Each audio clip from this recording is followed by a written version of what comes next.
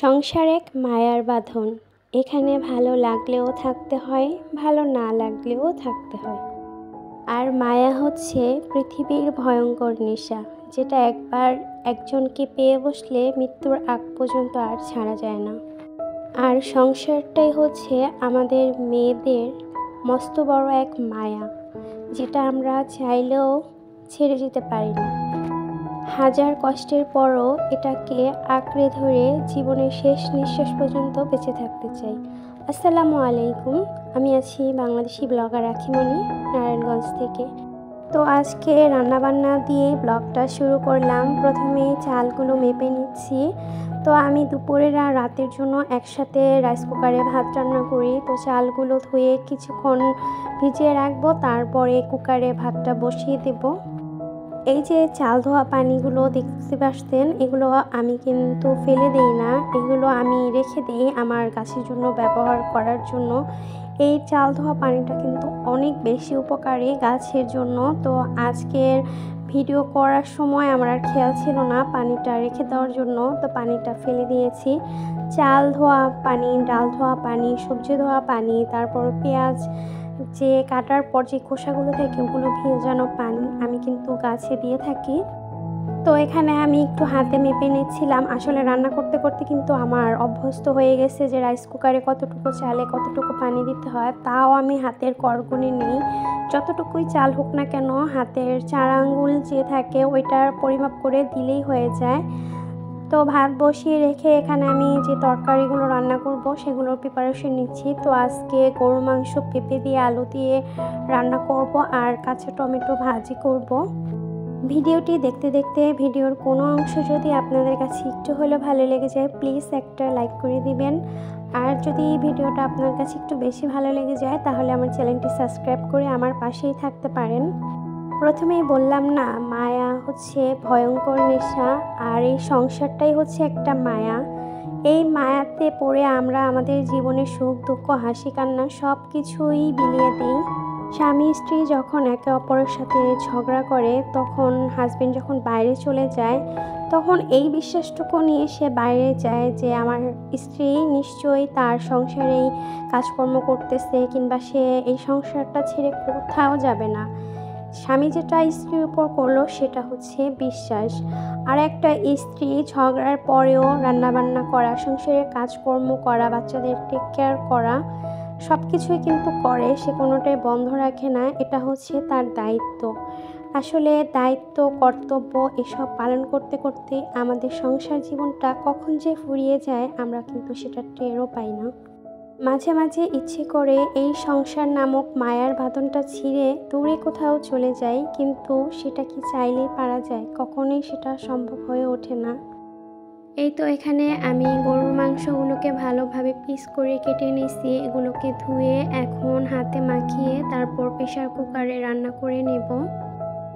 তো এখানে প্রথমে আমি গরুর মাংসটাকে প্রেসার কুকারে দিয়ে কয়েকটা সিটি দিয়ে সিদ্ধ করে নেব। তারপর আবার কড়াইতে পেঁপে আলু দিয়ে ঝোল দিয়ে রান্না করে নেব। রান্নার শুরুতে আমি প্রথমে ভাত বসিয়ে দিই, কেননা ভাত হতে হতে দেখা যাচ্ছে তরকারির যে প্রিপারেশনগুলো থাকে সেগুলো আমি করে নিতে পারি। কাটাকাটি, ধোয়া, পরিষ্কার করা সব কিছু করে নিই। তাই প্রথমে আমি কিন্তু ভাতটা বসিয়ে দিয়ে তারপর তরকারিগুলো কাটাকাটি করে নিই। তো প্রথমে ভাতটা হয়ে গেলে আমার টেনশন মুক্ত। দেখা যাচ্ছে টাইম মতো যদি রান্না কমপ্লিট করতে নাও পারি, বাচ্চাদেরকে একটা ডিম ভাজি করেও আমি খাইয়ে দিতে পারি।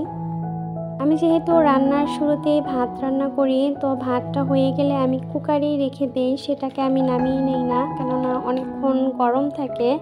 তারপর সব কিছু রান্নাবান্না হয়ে গেলে তারপর আমি কুকার থেকে নামিয়ে বাচ্চাদেরকে খাওয়াই, নিজেও খেয়ে নেই। তো আমার ছেলে যেহেতু মাদ্রাসায় পড়েও সকাল 10টা বাজে চলে আসে আর 2টার মধ্যেই চলে যায়, তো আমার কিন্তু 2টার আগেই রান্নাবান্না সব কিছু কমপ্লিট করতে হয়, মানে 1:30টার মধ্যেই কমপ্লিট করতে হয়। ওকে 1:30টা বাজে খাবার খাইয়ে তারপর রেডি করে ওর আবার রাত্রে খাবার দিয়ে দিতে হয়। তাই দুপুরের রান্নাটা আমার একটু ঝটপটে করতে হয়। এখন যেহেতু দিনটা খুবই ছোট, দেখা যাচ্ছে সময়ের সাথে পেরে ওঠা যায় না। যেই দিন একটু কাপড় চোপড় বেশি হয় কিংবা ঘর মোছা থাকে, থালা বাসন একটু বেশি থাকে, ওই দিন রান্না করতে অনেক বেশি দেরি হয়ে যায়। তো আজকেও ঠিক তাই হয়েছে। আজকে অনেকগুলো কাপড় ধুইছি, তারপর 2টা বিছানার বেডশিট এগুলো ধোয়া হয়েছে। তো রান্নাঘরে আস্তে আস্তে অনেকটা লেট হয়ে গেছে, প্রায় 12টার মতন বেজে গেছে। এর মধ্যে কোটাকাটি করে ধুয়ে সব কিছু রান্নাবান্না করার মতো সময় আমার মনে হচ্ছিল পাওয়া যাবে না, তাই ঝটপট করে প্রেশার কুকারে দিয়ে রান্না করে নিছি। আর গরু মাংসটা প্রেশার কুকারে রান্না করলে একটু তাড়াতাড়ি হয়। তো আমি আজকে গরুর মাংসটা যেহেতু পেঁপে আর নতুন আলু দিয়ে ঝোল করে রান্না করব, আমি কিন্তু পেঁপে আর আলুটা এর মধ্যে দিই নাই। প্রথমে মাংসগুলোকেই ভালোভাবে সিটি দিয়ে সিদ্ধ করে নেব।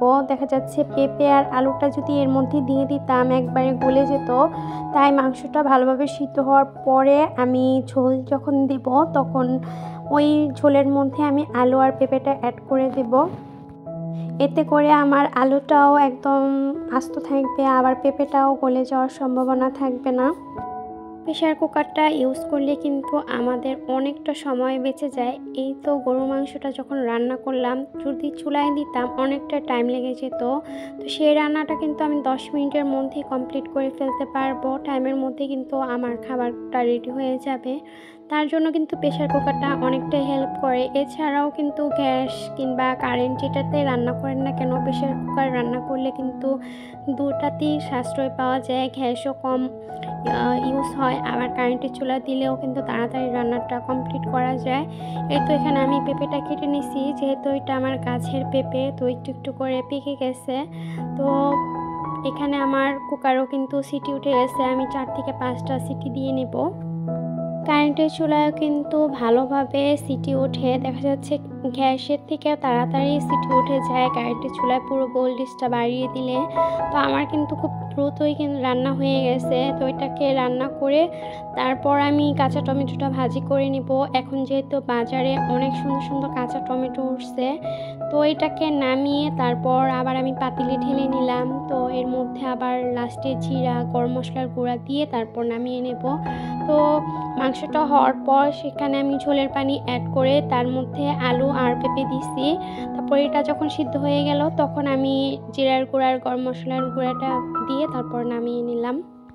প্রেশার কুকারে কিন্তু দুইভাবে রান্না করা যায়, চাইলে আপনি কষিয়ে রান্না করতে পারবেন, আবার হাতে মেখেও রান্না করতে পারবেন। তো আজকে আমার হাতে বেশি সময় ছিল না, তাই আমি হাতে মাখিয়ে রান্না করে নিছি।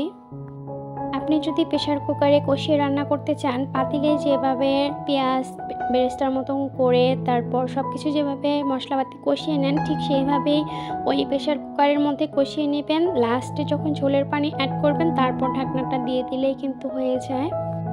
এই তো এখানে আমার কিন্তু মাংস রান্নাটা শেষ। এখানে কলিজা মাংস, তারপর মাথার মাংস সব কিছুই ছিল একসাথে। তো সবটা রান্না শেষ। এখন আমি ভালোভাবে টমেটোগুলো ধুয়ে নিছি, এগুলো ভাজি করব। কাঁচা টমেটো ভাজি খেতে আমার ভীষণ ভালো লাগে।